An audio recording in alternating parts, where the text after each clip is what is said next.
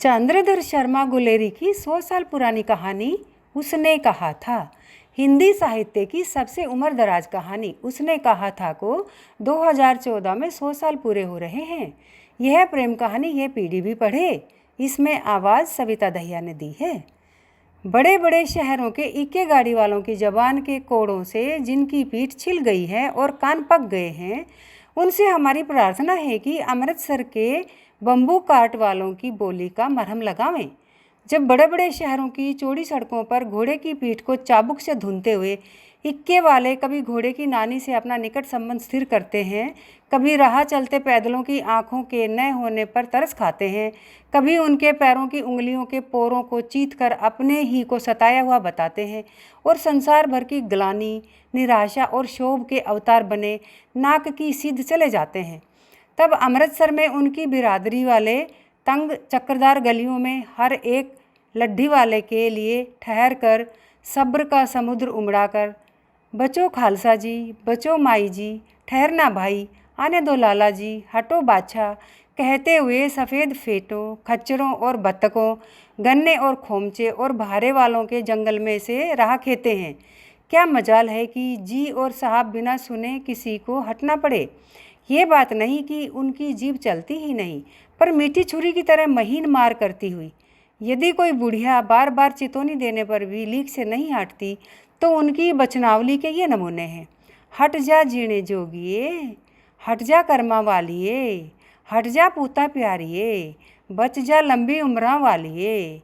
समष्टि में इनके अर्थ हैं कि तू जीने योग्य है, तू भागों वाली है, पुत्रों को प्यारी है, लंबी उम्र तेरे सामने है, तू क्यों मेरे पहिए के नीचे आना चाहती है, बच जा। ऐसे बम्बू काट वालों के बीच में होकर एक लड़का और एक लड़की चौक की एक दुकान पर आ मिले।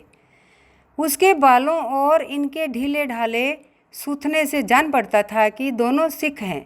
वह अपने मामा के केस धोने के लिए दही लेने आया था और ये रसोई के लिए बढ़िया। दुकानदार एक परदेसी से गूँथ रहा था जो शेर भर गीले पापड़ों की गड्डी को गिने बिना हटता न था। तेरे घर कहाँ है? मगरे में। और तेरे? माझे में। यहाँ कहाँ रहती है? अतर सिंह की बैठक में। वे मेरे मामा होते हैं। मैं भी मामा के यहाँ आया हूँ। उनका घर गुरु बाजार में है। इतने में दुकानदार निपटा और इनको सौदा देने लगा। सौदा लेकर दोनों साथ साथ चले। कुछ दूर जाकर लड़के ने मुस्कुरा कर पूछा, तेरी कुड़माई हो गई? इस पर लड़की कुछ आंखें चढ़ाकर धत कहकर दौड़ गई और लड़का मुंह देखता रह गया। दूसरे तीसरे दिन सब्जी वाले के यहाँ, फिर दूध वाले के यहाँ अकस्मात दोनों मिल जाते। महीना भर यही हाल रहा। 2-3 बार लड़के ने फिर पूछा, तेरी कुड़माई हो गई? और उत्तर में वही धत मिला। एक दिन जब फिर लड़के ने वैसे ही हंसी में चिढ़ाने के लिए पूछा, तो लड़की लड़के की संभावना के विरुद्ध बोली, हाँ हो गई। कब? कल। देखते नहीं ये रेशम से कड़ा हुआ शालू? लड़की भाग गई। लड़के ने घर की राह ली। रास्ते में एक लड़के को मोरी में ढकेल दिया, एक छाबड़ी वाले की दिन भर की कमाई खोई, एक कुत्ते पर पत्थर मारा और एक गोभी वाले के ठेले पर दूध उड़ेल दिया। सामने नहाकर आती हुई किसी वैष्णवी से टकराकर अंधे की उपाधि पाई। तब कहीं घर पहुंचा। राम राम, यह भी कोई लड़ाई है? दिन रात खंदकों में बैठे हड्डियां अकड़ गई। लुधियाना से 10 गुना जाड़ा और मेह और बर्फ ऊपर से। पिंडलियों तक कीचड़ में धसे हुए हैं। ज़मीन कहीं दिखती नहीं। घंटे 2 घंटे में कान के पर्दे फाड़ने वाले धमाके के साथ सारी खंदक हिल जाती है और 100 गज धरती उछल पड़ती है। इस गैबी गोले से बचे तो कोई लड़े। नगरकोट का जलजला सुना था? यहाँ दिन में 25 जलजले होते हैं। जो कहीं खंदक से बाहर साफा या कुहनी निकल गई तो चटाक से गोली लगती है। न मालूम बेईमान मिट्टी में लेटे हुए हैं या घास की पत्तियों में छिपे रहते हैं। लहना सिंह और 3 दिन हैं। 4 तो खंदक में बिता ही दिए। परसों रिलीफ आ जाएगी और फिर 7 दिन की छुट्टी। अपने हाथों झटका करेंगे और पेट भर खाकर सो रहेंगे उसी फिरंगी मेम के बाग में। मखमल की सी हरी घास है, फल और दूध की वर्षा कर देती है। लाख कहते हैं, दाम नहीं लेती। कहती हैं तुम राजा हो, मेरे मुल्क को बचाने आए हो। 4 दिन तक पलक नहीं झपकी। बिना फेरे घोड़ा बिगड़ता है और बिना लड़े सिपाही। मुझे तो संगीन चढ़ाकर मार्च का हुक्म मिल जाए, फिर 7 जर्मनों को अकेला मारकर न लौटूं तो मुझे दरबार साहब की देहली पर मत्था टेकना नसीब न हो। पाजी कहीं के कलों के घोड़े संगीन देखते ही मुंह फाड़ देते हैं और पैर पकड़ने लगते हैं।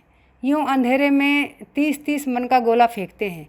उस दिन धावा किया था, 4 मील तक एक जर्मन नहीं छोड़ा था। पीछे जनरल ने हट जाने का कमान दिया, नहीं तो सीधे बर्लिन पहुंच जाते। क्यों? सूबेदार हजारा सिंह ने मुस्कुरा कर कहा, लड़ाई के मामले में जमादार या नायक के चलाए नहीं चलते। बड़े अफसर दूर की सोचते हैं। 300 मील का सामना है, एक तरफ बढ़ गए तो क्या होगा? सूबेदार जी, सच है, लहना सिंह बोला, पर करें क्या, हड्डियां हड्डियों में तो जाड़ा धंस गया है। सूर्य निकलता नहीं और खाई में दोनों तरफ से चंबे की बावलियों के से सोते झर रहे हैं। एक धावा हो जाए तो गर्मी आ जाए। उद्यमी उठ, सिगड़ी में कोले डाल।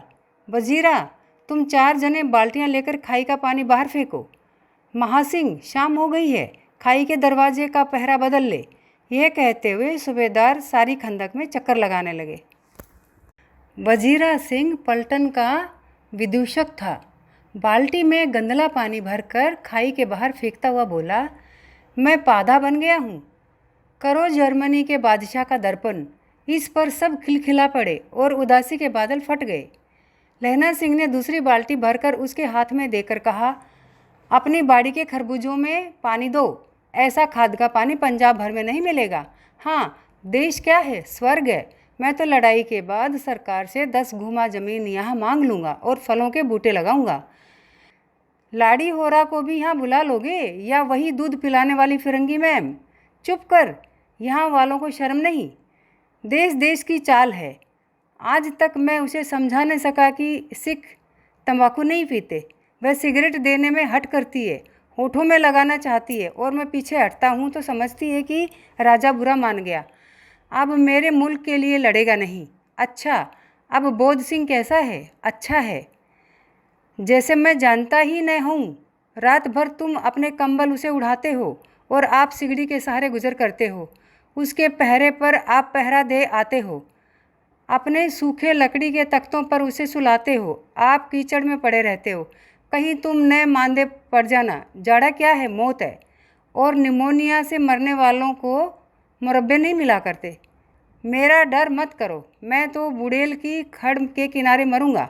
भाई कितर सिंह की गोदी पर मेरा सिर होगा और मेरे हाथ के लगाए हुए आंगन के आम के पेड़ की छाया होगी।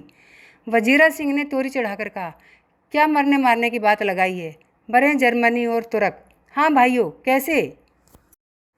दिल्ली शहर ते पिशोर नो जांदिए, कर लेना लोंदा दा व्यापार मंडिए, कर लेना नादेड़ा सौदा अड़िए। ओए लाना चटाका कदवे नू, कै बनाया वे मज़ेदार गोरिए, हुण लाना चटाका कदवे नू। कौन जानता था कि दढ़िया वाले घरबारी सिख ऐसा लुच्चों का गीत गाएंगे। पर सारी खंदक इस गीत से गूंज उठी और सिपाही फिर ताजे हो गए, मानो 4 दिन से सोते और मौज ही करते रहे हों। दोपहर, रात गई है, अंधेरा है, सन्नाटा छाया हुआ है। बोधा सिंह खाली बिस्कुटों के 3 टिनों पर अपने दोनों कंबल बिछाकर और लहना सिंह के 2 कंबल और एक बरान कोट ओढ़कर सो रहा है। लहना सिंह पहरे पर खड़ा हुआ है। एक आंख खाई के मुंह पर है और एक बोधा सिंह के दुबले शरीर पर। बोधा सिंह कराहा, क्यों बोधा भाई, क्या है? पानी पिला दो। लहना सिंह ने कटोरा उसके मुंह से लगाकर पूछा। कहो कैसे हो? पानी पीकर बोधा बोला, कंपनी छूट रही है, रोम रोम में तार दौड़ रहे हैं, दांत बज रहे हैं। अच्छा, मेरी जर्सी पहन लो। और तुम? मेरे पास सिगड़ी है और मुझे गर्मी लगती है, पसीना आ रहा है। ना, मैं नहीं पहनता। 4 दिन से तुम मेरे लिए। हाँ, याद आई, मेरे पास दूसरी गर्म जर्सी है, आज सवेरे ही आई है। विलायत से बुन बुन कर भेज रही है मेमे, गुरु उनका भला करे। यूँ कहकर लहना अपना कोट उतारकर जर्सी उतारने लगा। सच कहते हो? और नहीं झूठ? यूँ कहकर नहीं करते बोधा को उसने ज़बरदस्ती जर्सी पहना दी और आप खाकी कोट और जीन का कुर्ता पहनकर पहरे पर आ खड़ा हुआ। मेम की जर्सी की कथा केवल कथा थी। आधा घंटा बीता, इतने में खाई के मुंह से आवाज़ आई, सूबेदार हजारा सिंह। कौन? पलटन साहब। हुकुम हुजूर, कहकर सूबेदार तनकर फौजी सलाम करके सामने हुआ। देखो, इसी समय धावा करना होगा। मील भर की दूरी पर पूरब के कोने में एक जर्मन खाई है, उसमें 50 से ज़्यादा जर्मन नहीं है। इन पेड़ों के नीचे नीचे 2 खेत काट कर रास्ता है, 3-4 घुमाव है, जहाँ मोड़ है वहाँ 15 जवान खड़े कर आया हूँ। तुम यहाँ 10 आदमी छोड़कर सबको साथ ले उनसे जा मिलो। खंदक छीन कर वहीं जब तक दूसरा हुक्म न मिले डटे रहो। हम यहाँ रहेगा, जो हुक्म। चुपचाप सब तैयार हो गए। बोधा भी कंबल उतार कर चलने लगा। तब लहना सिंह ने उसे रोका। लहना सिंह आगे हुआ तो बोधा के बाप सूबेदार ने उंगली से बोधा की ओर इशारा किया। लहना सिंह समझ कर चुप हो गया। पीछे 10 आदमी कौन रहे, इस पर बड़ी हुज्जत हुई। कोई रहना नहीं चाहता था। समझा बुझाकर सूबेदार ने मार्च किया। पलटन साहब लहना की सिगड़ी के पास मुंह फेर कर खड़े हो गए और जेब से सिगरेट निकालकर सुलगाने लगे। 10 मिनट बाद उन्होंने लहना की ओर हाथ बढ़ाकर कहा, लो तुम भी पियो। आंख मारते मारते लहना सिंह सब समझ गया। मुंह का भाव छिपाकर बोला, लाओ साहब। हाथ आगे करते ही उसने सिगड़ी के उजाले में साहब का मुंह देखा, बाल देखे, तब उसका माथा ठनका। लपटन साहब के पटियों वाले बाल एक दिन में ही कहाँ उड़ गए और उनकी जगह कैदियों के कटे बाल कहाँ से आ गए? शायद साहब शराब पिए हुए हैं और उन्हें बाल कटवाने का मौका मिल गया है। लहना सिंह ने जांचना चाहा। लपटन साहब 5 वर्ष से उनकी रेजिमेंट में थे। क्यों साहब, हम लोग हिंदुस्तान कब जाएंगे? लड़ाई ख़त्म होने पर। क्यों, क्या ये देश पसंद नहीं? नहीं साहब, शिकार के वे मज़े यहाँ कहाँ। याद है पार्सल नकली लड़ाई के पीछे हम आप जगाधरी ज़िले में शिकार करने गए थे? हाँ हाँ, वही, जब आप खोते पर सवार थे और आपका खानसामा अब्दुल्ला रास्ते के एक मंदिर में जल चढ़ाने को रह गया था। बेशक पाजी कहीं का। सामने से वह नील गाय निकली कि ऐसी बड़ी मैंने कभी न देखी थी, और आपकी एक गोली कंधे में लगी और पट्ठे में निकली। ऐसे अफसर के साथ शिकार खेलने में मज़ा है। क्यों साहब, शिमले से तैयार होकर उस नील गाय का सिर आ गया था ना? आपने कहा था कि रेजिमेंट की मैस में लगाएंगे। हाँ, पर मैंने वह विलायत भेज दिया। ऐसे बड़े बड़े सींग 2-2 फुट के तो होंगे। हाँ, लहना सिंह 2 फुट 4 इंच के थे। तुमने सिगरेट नहीं पिया? पीता हूँ साहब, दियासलाई ले आता हूँ, कहकर लहना सिंह खंदक में घुसा। अब उसे संदेह नहीं रहा था। उसने झटपट निश्चय कर लिया कि क्या करना चाहिए। अंधेरे में किसी सोने वाले से वह टकराया। कौन? वजीरा सिंह। हाँ, क्यों लहना, क्या कयामत आ गई? जरा तो आंख लगने दी होती। होश में आओ, कयामत आई और लपटन साहब की वर्दी पहनकर आई है। क्या? लपटन साहब या तो मारे गए हैं या कैद हो गए हैं। उनकी वर्दी पहनकर यह कोई जर्मन आया है। सूबेदार ने इसका मुंह नहीं देखा। मैंने देखा और बातें की हैं। सोहरा साफ उर्दू बोलता है, पर किताबी उर्दू, और मुझे पीने को सिगरेट दिया है। तो अब मारे गए। धोखा है। सूबेदार होरा कीचड़ में चक्कर काटते फिरेंगे और यहाँ खाई पर धावा होगा। उठो, एक काम करो, पलटन के पैरों के निशान देखते देखते दौड़ जाओ। अभी बहुत दूर न गए होंगे। सूबेदार से कहो एकदम लौट आएँ। खंदक की बात झूठ है। चले जाओ, खंदक के पीछे से निकल जाओ। पत्ता तक न खड़के, देर मत करो। हुक्म तो यह है कि यहीं ऐसी तैसी हुक्म की। मेरा हुक्म, जमादार लहना सिंह जो इस वक्त यहाँ सबसे बड़ा अफसर है, उसका हुक्म है। मैं लपटन साहब की खबर लेता हूँ। पर यहाँ तो तुम 8 हैं। 8 नहीं, 10 लाख। एक एक अकालिया सिख 1.25 लाख के बराबर होता है। चले जाओ। लौटकर खाई के मुहाने पर लहना सिंह दीवार से चिपक गया।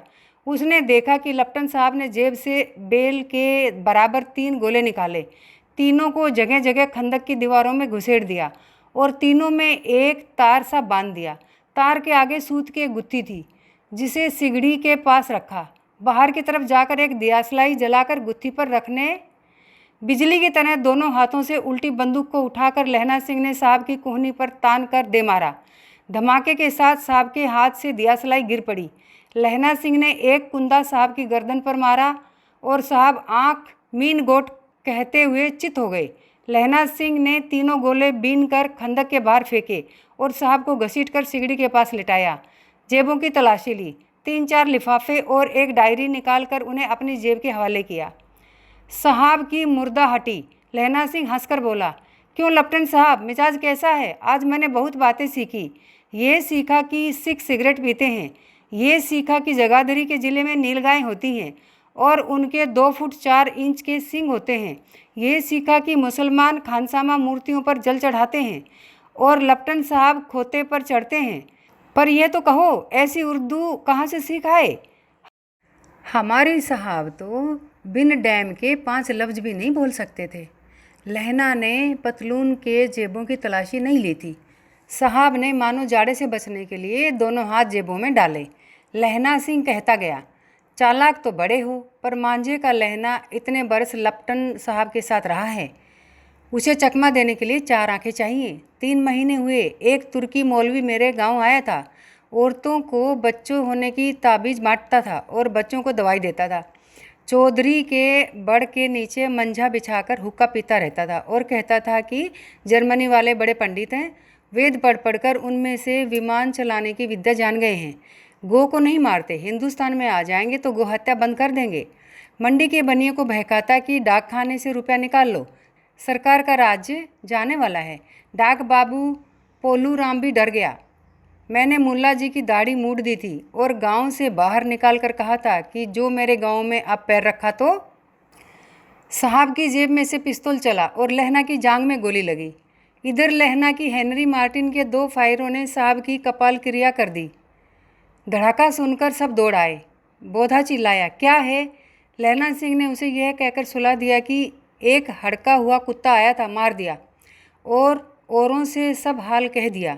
सब बंदूकें लेकर तैयार हो गए। लहना ने साफा फाड़ कर घाव के दोनों तरफ पट्टियां कसकर बांधी। घाव मांस में ही था। पट्टियों के कसने से लहू निकलना बंद हो गया। इतने में 70 जर्मन चिल्लाकर खाई में घुस पड़े। सिखों की बंदूकों की बाढ़ ने पहले धावे को रोका, दूसरे को रोका, पर यहाँ थे 8। लहना सिंह तक तक कर मार रहा था। वह खड़ा था और बाकी लेटे हुए थे।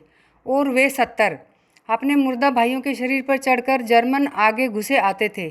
थोड़े से मिनटों में वे अचानक आवाज़ आई, वाह गुरुजी की फतेह, वाह गुरुजी की खालसा। और धड़ाधड़ बंदूकों के फायर जर्मनों की पीठ पर पड़ने लगे। ऐन मौके पर जर्मन 2 चक्की के पाटों के बीच आ गए। पीछे से सूबेदार हजारा सिंह के जवान आग बरसाते थे और सामने लहना सिंह के साथियों के संगीन चल रहे थे। पास आने पर पीछे वालों ने भी संगीन पिरोना शुरू कर दिया। एक किलकारी और अकाल सिखां दी फौज आई। वाह गुरु जी दी फतेह, वाह गुरु जी दा खालसा, सत श्री अकाल पुरुख। और लड़ाई खत्म हो गई। 63 जर्मन या तो खेत हो रहे थे या करा रहे थे। सिखों में 15 के प्राण गए। सूबेदार के दाहिने कंधे में से गोली आर पार निकल गई। लहना सिंह की पसली में एक गोली लगी। उसने घाव को खंदक की गिल्ली मिट्टी से पूर लिया और बाकी का साफा कसकर कमरबंद की तरह लपेट लिया। किसी को खबर न हुई कि लहना को दूसरा भारी घाव लगा है। लड़ाई के समय चांद निकल आया था, ऐसा चांद जिसके प्रकाश से संस्कृत कवियों का दिया हुआ शयी नाम सार्थक होता है। और हवा ऐसी चल रही थी जैसी बाण भट्ट की भाषा में दंत वीणोपदेशाचार्य कहलाती। वजीर सिंह कह रहा था कि कैसे मन भर फ्रांस की भूमि मेरे बूटों से चिपक रही थी। जब मैं दौड़ा दौड़ा सूबेदार के पीछे गया था, सूबेदार लहना सिंह से सारा हाल सुन और कागजात पाकर वे उसकी तुरंत बुद्धि को सराह रहे थे और कह रहे थे कि तूने होता तो आज सब मारे जाते। इस लड़ाई की आवाज़ 3 मील दाहिनी ओर की खाई वालों ने सुन ली थी। उन्होंने पीछे टेलीफोन कर दिया था। वहाँ से झटपट 2 डॉक्टर और 2 बीमार ढोने की गाड़ियाँ चली, जो कोई 1.5 घंटे के अंदर अंदर आ पहुँची। फील्ड अस्पताल नज़दीक था। सुबह होते होते वहाँ पहुँच जाएंगे, इसलिए मामूली पट्टी बांधकर एक गाड़ी में घायल लिटाए गए और दूसरी में लाशें रखी गई। सूबेदार ने लहना सिंह की जांग में पट्टी बंधवानी चाहिए, पर उसने यह कहकर टाल दिया कि थोड़ा घाव है, सवेरे देखा जाएगा। बोधा सिंह ज्वर में बर्रा रहा था। वह गाड़ी में लिटाया गया। लहना को छोड़कर सूबेदार जाते नहीं थे। यह देख लहना ने कहा, तुम्हें बोधा की कसम है और सूबेदारनी जी की सौगंध है, जो इस गाड़ी में न चले जाओ। और तुम मेरे लिए वहाँ पहुंचकर गाड़ी भेज देना, और जर्मन मुर्दों के लिए भी तो गाड़ियाँ आती होंगी। मेरा हाल बुरा नहीं है, देखते नहीं मैं खड़ा हूँ। वजीरा सिंह मेरे पास है ही। अच्छा, पर बोधा गाड़ी पर लेट गया। भला आप ही चढ़ जाओ। सुनिए तो, सूबेदार ने होरा को चिट्ठी लिखो तो मेरा मत्था टेकना लिख देना, और जब घर जाओ तो कह देना कि मुझसे जो उसने कहा था वह मैंने कर दिया। गाड़ियाँ चल पड़ी थी। सूबेदार ने चढ़ते चढ़ते लहना का हाथ पकड़कर कहा, तैने मेरे और बोधा के प्राण बचाए हैं, लिखना कैसा, साथ ही घर चलेंगे। अपनी सूबेदारनी को तू ही कह देना उसने क्या कहा था। अब आप गाड़ी पर चढ़ जाओ, मैंने जो कहा वह लिख देना और कह भी देना। गाड़ी के जाते लहना लेट गया। वजीरा पानी पिला दे और मेरा कमरबंद खोल दे, तर हो रहा है। मृत्यु के कुछ समय पहले स्मृति बहुत साफ हो जाती हैं। जन्म भर की घटनाएं एक एक करके सामने आती हैं। सारे दृश्यों के रंग साफ होते हैं। समय की धुंध बिल्कुल उन पर से हट जाती है। लहना सिंह 12 वर्ष का है। अमृतसर में मामा के यहाँ आया हुआ है। दही वाले के यहाँ, सब्जी वाले के यहाँ, हर कहीं उसे एक 8 वर्ष की लड़की मिल जाती है। जब वह पूछता है तेरी कुड़माई हो गई, तब धत कहकर वह भाग जाती है। एक दिन उसने वैसे ही पूछा तो उसने कहा, हाँ कल हो गई। देखते नहीं ये रेशम के फूलों वाला सालू। सुनते ही लहना सिंह को दुख हुआ, क्रोध हुआ। क्यों हुआ? वजीरा सिंह पानी पिला दे। 25 वर्ष बीत गए। अब लहना सिंह ने 77 राइफल्स में जमादार हो गया है। वह 8 वर्ष की कन्या का ध्यान ही न रहा। न मालूम वह कभी मिली थी या नहीं। 7 दिन की छुट्टी लेकर ज़मीन के मुकदमे में पैरवी करने वह अपने घर गया। वहाँ रेजिमेंट के अफसर की चिट्ठी मिली कि फ़ौज लाम पर जाती है, फ़ौरन चले आओ। आज ही सूबेदार हजारा सिंह की चिट्ठी मिली कि मैं और बोधा सिंह भी लाम पर जाते हैं। लौटते हुए हमारे घर होते जाना, साथ ही चलेंगे। सूबेदार का गांव रास्ते में पड़ता था और सूबेदार उसे बहुत चाहता था। लहना सिंह सूबेदार के यहाँ पहुँचा। जब चलने लगे तब सूबेदार बेढ़े में से निकलकर आया। बोला, लहना सूबेदार ने तुमको जानती है, बुलाती हैं, जा मिल आ। लहना सिंह भीतर पहुंचा। सूबेदार ने मुझे जानती है? कब से? रेजिमेंट के क्वार्टरों में तो कभी सूबेदार के घर के लोग रहे नहीं। दरवाजे पर जाकर मत्था टेकना कहा। आशीष सुनी। लहना सिंह चुप। मुझे पहचाना नहीं? तेरी कुड़माई हो गई दत्त, कल हो गई। देखते नहीं रेशमी बूटों वाला सालू अमृतसर में। भावों की टकराहट से मूर्छा खुली, करवट बदली, पसली का घाव बह निकला। वजीरा पानी पिला, उसने कहा था। स्वप्न चल रहा है। सूबेदारनी कह रही है, मैंने तेरे को आते ही पहचान लिया। एक काम कहती हूँ, मेरे तो भाग फूट गए। सरकार ने बहादुरी का खिताब दिया है, लायलपुर में ज़मीन दी है। आज नमक हलाली का मौका आया है, पर सरकार ने हम तीमियों की एक घंघरिया पलटन क्यों न बना दी, जो मैं भी सूबेदार जी के साथ चली जाती। एक बेटा है, फौज में भर्ती हुए उसे 1 ही बरस हुआ। उसके पीछे 4 और हुए, पर एक भी नहीं जिया। सूबेदारनी रोने लगी। अब दोनों जाते हैं मेरे भाग। तुम्हें याद है एक दिन टांगे वाले का घोड़ा दही वाले की दुकान के पास बिगड़ गया था। तुमने उस दिन मेरे प्राण बचाए थे। आप घोड़े की लातों में चले गए थे और मुझे उठाकर दुकान के तख्ते पर खड़ा कर दिया था। ऐसे ही इन दोनों को बचाना, यह मेरी भिक्षा है। तुम्हारे आगे आंचल पसारती हूँ। रोती रोती सूबेदारनी ओबरी में चली गई। लहना भी आंसू पोंछता हुआ बाहर आया। वजीरा सिंह पानी पिला, उसने कहा था। लहना का सिर अपनी गोद में रखे वजीरा सिंह बैठा है। जब मांगता है तब पानी पिला देता है। आध घंटे तक लहना चुप रहा, फिर बोला, कौन? कित्तर सिंह? वजीरा ने कुछ समझकर कहा, हाँ भैया, मुझे और ऊंचा कर ले, अपने पट पर मेरा सिर रख ले। वजीरा ने वैसे ही किया। हाँ अब ठीक है, पानी पिला दे बस। अब के हाड़ में यह आम खूब फलेगा। चाचा भतीजा दोनों यहीं बैठकर आम खाना। जितना बड़ा तेरा भतीजा है उतना ही ये आम है। जिस महीने उसका जन्म हुआ था उसी महीने से मैंने इसे लगाया था। वजीरा सिंह के आंसू टप टप टपक रहे थे। कुछ दिन पीछे लोगों ने अखबारों में पढ़ा, फ्रांस और बेल्जियम 68वीं सूची, मैदान में घाव से मरा, नंबर 77 सिख राइफल जमादार लहना सिंह।